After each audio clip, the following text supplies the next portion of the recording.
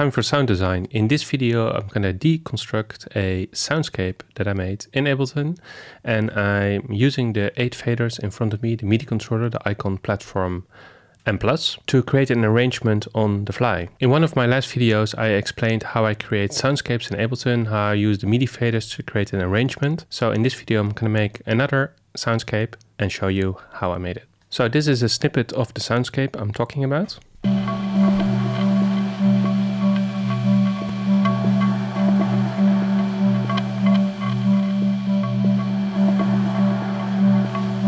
And now I'll walk you through layer by layer how I created the sounds that you hear, and in the end I will perform this arrangement. So this is the Ableton session. There are 8 layers, and layer 4 is a group. So starting with the first layer, it sounds like this.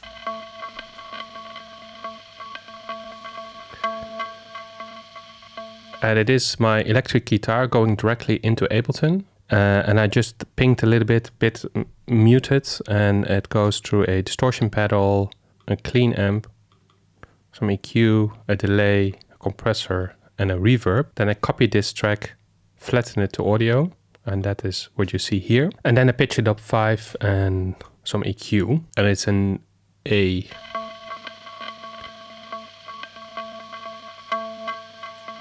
That's kind of a texture. Then on track 2, I have a guitar noise. So I use the Boss compressor pedal, the compressor sustainer pedal.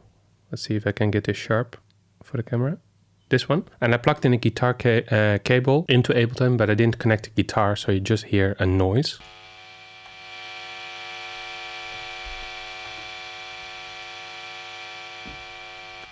Then I put some EQ on that, some delay, and an auto pen. Layer number 3 is a sampled instrument that I made before.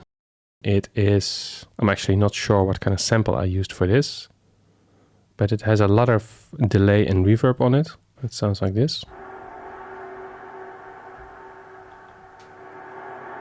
So it's basically a continuous noise drone. Then layer 4 is it's a group, so it's a combination of 2 different elements, and it's the most rhythmic element in this soundscape. Track number 5 is this. It's a sampled electric guitar, a very small part of it, and then I created this rhythm.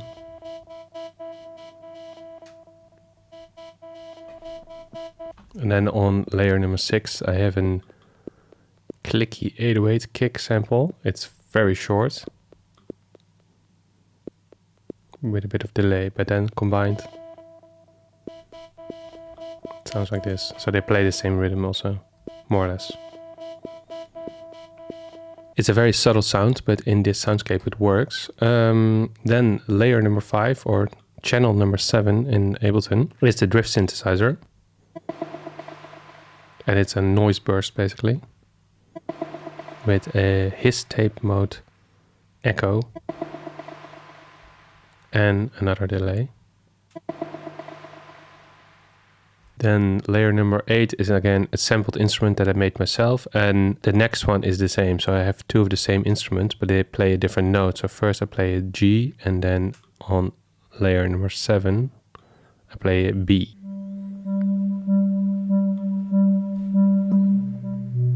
And then the lower note, the B.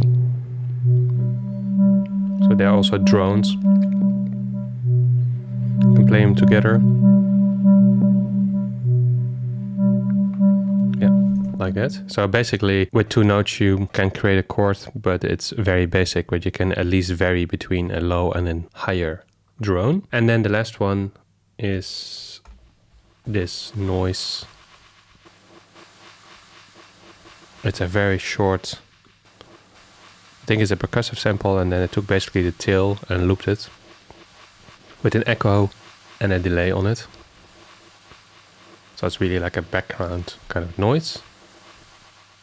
So these are all the layers of the soundscape. I looped all of them, and it's about 104 bars. That's 3 minutes 20. And as I described in the previous video about soundscapes, what I'm going to do now is I'm going to use the faders that control the volume of all the channels in Ableton to perform this soundscape. So I'm basically going to start with everything down, and I'm just going to play record in Ableton, so record the automation, and then I'm going to create the arrangement as I go. So I'm not going to stick to, oh, it's a 4-bar intro and then 8-bar chorus, 8-bar verse, all that kind of stuff. I'm just going to do it on the fly, record the automation, and if I'm happy with it, then that will be the track. So I'm going to mute the mic and just, for the next 3 minutes, perform this soundscape.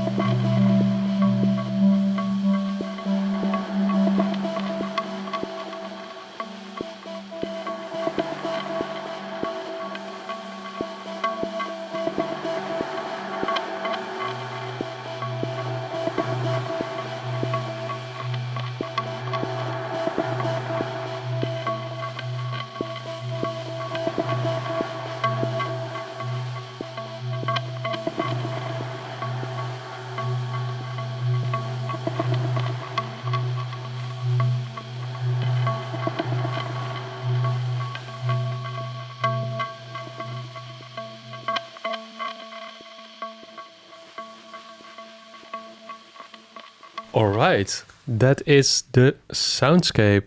So now looking at Ableton, you can see all the automation lanes of all the volume parameters of all the channels. I think this sounds pretty good. Let's have a quick listen at the start of it at least. So it starts with the guitar and the noise on the channel 8 or track 8.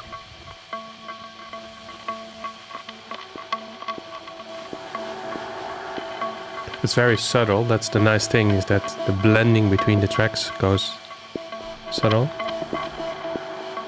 So yeah, I think this is a nice performance. Of course, what I sometimes do is that I export this, reset all the volume sliders, and then do it again and maybe come up with a better one. Anyway, that was it for this video. Let me know how you make soundscapes, how you use MIDI controllers in Ableton if you use them. And if you have any questions, let me know in the comments. See you in the next one.